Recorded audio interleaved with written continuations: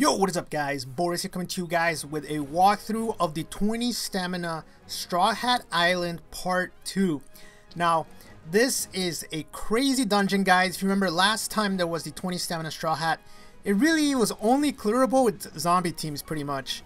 So this time around it's just as difficult, although you actually cannot clear with zombie teams because of something that the boss will end up doing on the final room, but this does open the door for some legitimate teams to be able to clear it. So here we go, guys. I am running a Gear 4, Gear Money, for you guys who like that little nickname. But we got Gear 4 here. Gonna be using some other really great subs. And you want to start the first room by using your special right away. So you gotta make sure you have those cooldown sockets. Get rid of those guys in the back. And then here, I actually made a bit of a mistake. You're not supposed to hit 2 of the turtles. You want to leave 2 turtles at full health. That way, that'll give you enough time to be able to have your level 1 special up for the second room. However, we didn't really get punished for it because of the fact that we ended up getting some really good orbs. So I just went ahead and skipped a little bit. And as you can see here now, we have pretty much 5 matching orbs, so we're good in the next room. Now, one thing I do want to mention before I keep going is the fact that this is a team that I sort of found on Reddit. They had a pretty good walkthrough of it. And I decided to take out Koala because she's a type booster, and you actually cannot use type boosters on the final room. So I went ahead and put in an orb booster, and I ended up going with the new Sanji since he is rated up. I pulled in max socket skill and level, so I went ahead and threw him in. And he actually did great work for this dungeon. Also, the Rayleigh is really nice, but you can actually replace him with Sabo since he's actually not that useful. So if you have raid boss Sabo, feel free to throw him in over Rayleigh. So here we go, guys. More continuation here. As you saw, those 5 matching orbs did let us take all 3 of the characters out in 1 turn. However, like I said, if you stall properly, you can actually get level 1 Luffy up again for this room, and that would make it a lot easier. So here we go, guys. Room 3. Again, nothing too crazy, although I will say that the guy in the back doesn't have that much HP, but he will poison your team. Now, the cool thing about bringing this Sanji is that he's actually gets rid of poison, so if you do need him, you can go ahead and do that. But we also brought Ivankov, who also gets rid of poison. Now, I actually didn't go ahead and use her right away, though. I'm probably going to wait until the next room. I think that's the best way to do it. If you wait until the next room, then you can actually take advantage of their other skills, like damage reduction from Ivankov or even an orb boost. But yeah, that's what I recommend. Try to tank 1 hit here. I mean, if you can take him out without taking a hit, that's perfect. But we did take a hit here. Just nothing we can really do there. Yeah, just move on to the next room. So far, so good. Again, this team is actually pretty good. I think it's probably the best team to clear it. There is one other team I've seen clear it, and that is the full team of the new 20th anniversary Straw Hats. Sekapoko has a guide up on his channel. He did it live on stream. And it's kind of surprising how good the new Straw Hats are. They are very, very good. And because they are rated up in this dungeon, they are going to be one of the best teams to clear it. So here we go, guys. We're going to go ahead and pop Ivankov. Again, we're using this room because then we get a little bit of damage reduction. Might as well do that. And yeah, just take out the mobs. This is pretty much the same pattern for all the rooms. Spend the first 2 turns taking out the mobs in the back, and then focus on taking out the boss. Now, in this case, Brook is actually pretty annoying. He does about 8,000 damage every single turn, and you need to have an orange orb to be able to damage him.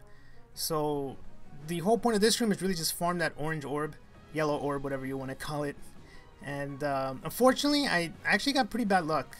However, the strength of this team is that you do have Ivankov and Marco, so if anything goes wrong, you can just Marco back up to full health.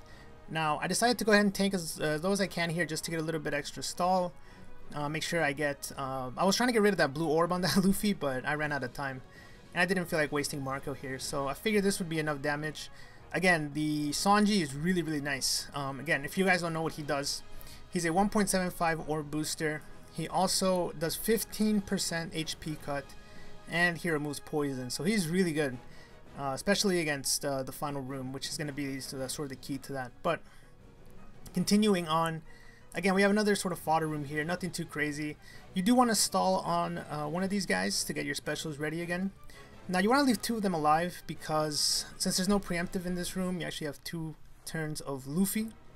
So what that means is that you want to leave 2 of them alive on the first room so you don't accidentally, you know, take them out because you do a lot of damage with the Gear 4 buff.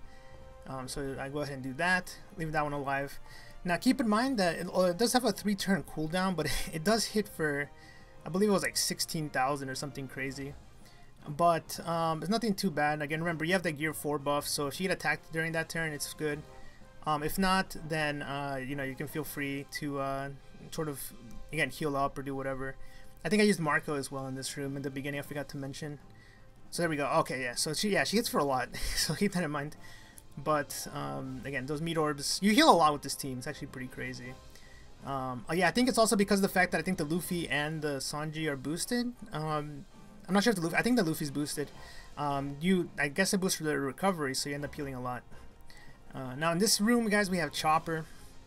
Now Chopper, again, this is a pretty annoying room, but nothing too crazy. He does put up a damage limiter. So again, spend the first few turns taking out the guys in the back, you know, taking some food orbs if you need them.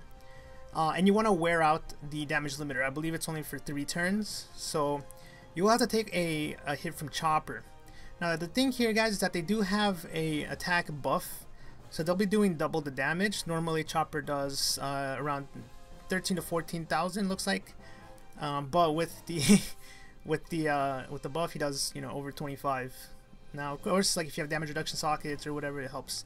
But this is why you need Even Cov. You need to tank one of the hits with Even Cov special, and then you go ahead and burst him on the 4th turn if you can. Or what I ended up doing here was actually ended up taking a hit, I believe, because I don't think my my specials weren't ready. They were 1 turn off. As you can see, my gear 4 is 1 turn off. So I just go ahead and take another hit. Again, the damage increase is gone. So this means that I'll only take the base damage. It's still a lot of damage, but again, you have a lot of HP with the Jinbei ship. The Jinbei ship really is the key to this, giving you all that HP. And oh yeah, and I forgot to mention as well, if you don't have this Sanji, which a lot of you guys probably won't, because he just came out during the Sugo Fest, you can also run the red Sanji, the red orb boosting Sanji. The whole point is to have an orb booster. And then as well, like I said, you could run the raid Sabo over the Rayleigh, so as Maniac was telling me. So here we go, guys. Go ahead and one-shot Chopper once your gear 4 is ready to go. And that's done with that room. We're almost there. There's 3 more Straw Hats left. Nami, this one is kind of annoying. That's probably the most annoying room right here, guys, because just like Brook, you need a certain color orb to actually damage her. In this case, it's a green orb. She also paralyzes your units, I believe, every 2 turns. So really, the whole name of the game here is, again, take out the units in the back, and then I think I used Rayleigh here. Yeah, I used Rayleigh here to take out the paralysis, so I can go ahead and attack. And then what you want to do here is farm a green orb on any of the bottom 4 characters, really. And then when you're ready to go, just go ahead and burst. So as you can see, I farmed a few green orbs, and then once I got my Luffy special back up, go ahead and go for it. I believe Nami hits for about 8 to 9k. So again, use Marco and Even Cov to stall properly. Try to get those specials ready to go. And again, Luffy plus 1.75 orb boost is OP.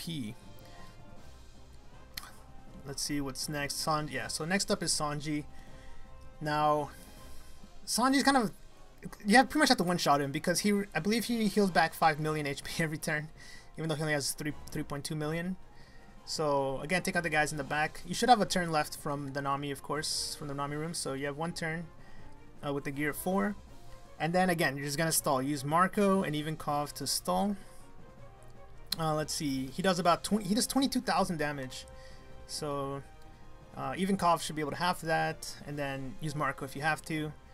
However, we went in there with a gear 4. I believe I did it with only his level 1 special. I didn't want to use Marco yet. Actually, I couldn't even. I had to use the special right there because it wasn't ready.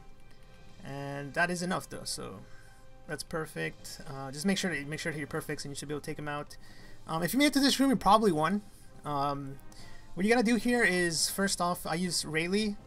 If you have some good orbs, you don't need to use Rayleigh, but because I had kind of bad orbs, I use Rayleigh here to guarantee that I can take out the Coelopans without them attacking me, because if they attack me, then they prevent me from healing for the rest of the dungeon, so it's game over. I didn't want to lose to that.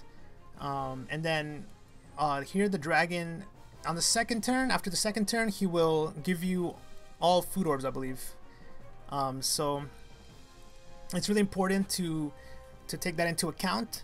Now, the weird thing about it here is that I can actually tank a hit. He does about 18,660, but again, remember damage reduction sockets. So I decided to take a hit here because I could barely take one, and then go ahead and pop Marco to go ahead and heal back all the way to full. And then I'm going to take another hit, and then I'm going to use the food orbs and pretty much just make sure to get that Luffy special ready to go. So like I said, once you made it here, and if you have Marco special even close to ready, then you should be good to go. Now guys, it is important to know you have to leave this room with a good amount of HP. When I say good amount, I mean around 20 to 30,000, because as soon as you enter Zoro, you will not be able to heal, and trust me, he's going to be doing a lot of damage no matter what you do. So as you can see, I'm just trying to heal back up as much as I can. Again, need to leave this room with above 20k. I'm not entirely sure what the exact number is. Depends also on what your strategy is for the final room. But yeah, definitely try to leave with, I'd say somewhere between 20 and 30k HP, and you should be good to go. So here we go. We got the final cycle. You don't need Marco for the final room. Rayleigh, you don't need him either, I don't think.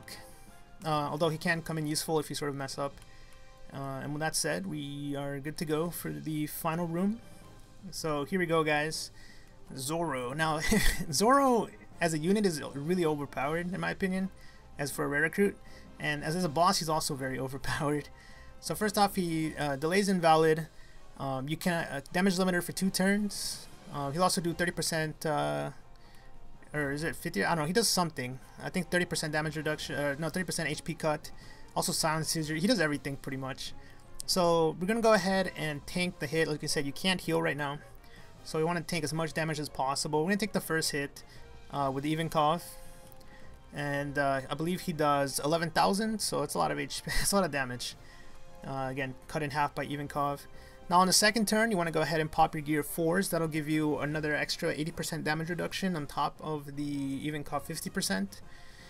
So that's really nice, and of course you do no damage because of the damage limiter. But yeah, just go ahead and try to keep your orbs. Make sure you have your good orbs for this next turn here. Okay, so here we go, guys. This is the turn we're gonna burst down. His damage limiter is gone.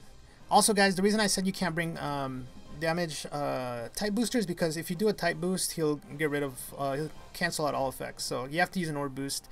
You cannot use a type boost. And yeah, this is more than enough damage here. And you might think you won, but actually here's why you need that amount of HP. So when he dies, he actually will deal 45,000 damage. Then he revives and he attacks you normally. So he does 2 attacks here, which means zombie teams will not be able to survive this. And also means you pretty much need to tank a lot of HP. So again, with 80% damage reduction, it's pretty much one of the few ways you can survive this, with the 80% damage reduction from gear 4. And then when he revives, he's like bugged. I saw this in several playthroughs. It's actually bugged, so like hitting perfect is kind of weird. But once he revives, it's game over. So there you guys go. It's 20 stamina Strawhat Part 2 walkthrough. I know it's kind of a pay-to-win team, guys, but to be honest, these islands are no joke. These are the toughest islands in the game. And I mean, look at what you get.